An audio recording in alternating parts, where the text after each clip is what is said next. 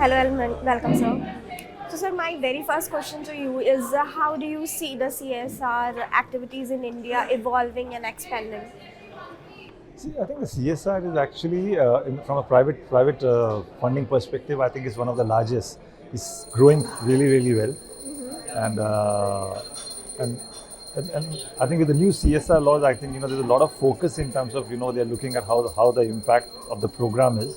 So I think there's some really good new changes, which are very positive changes. I would say most of them have come actually into the new CSR law, which the government's just implemented, and I see that's really helping and propelling. We're one of the few countries to have the 2% CSR. So I think it's been really good for the sector and people who are organized and really wanting to do meaningful work. I think it's a really good source of funding. So, sir, do you want to shed light on what your company's approach in that field? Well, see, our approach is very clearly that we are looking at actually the impact.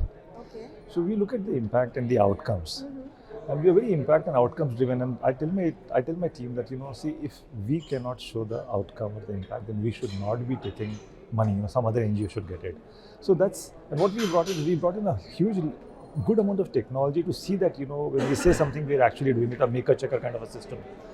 And that's the reason I think CSR also looking at people who can really go and deliver a good impact and outcome. So we believe that if you do good work, there's good capital which is chasing you, and that is our approach. So, sir, if I would ask you what one element or what one strategy that you really appreciate in the CSR field, or you want other companies or NGOs to embrace that, what would be the one? I would say honesty and integrity. Honesty and integrity. That only helps you build credibility. Okay, sir. And my last question to you: how do you see it?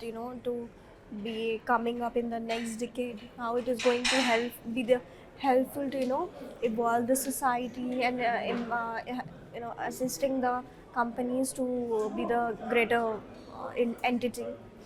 I feel India is currently, I think is the best place to be in. And if I call it a Sangam, there are three big things which are happening in India. Okay. So one is the demographics dividend, which if not handled well can actually become a demographic demon. Yeah. The second is we are the technology hub for the world, right? So there's good skill set which is available, and I'm sure you heard all those conversations. Everybody was talking about digitization. Yeah. So without that, one can't move ahead anymore. So we are the hub for that, right? So we have good skilled manpower. And the third is, I think, very good, I would say, stable policies and governance.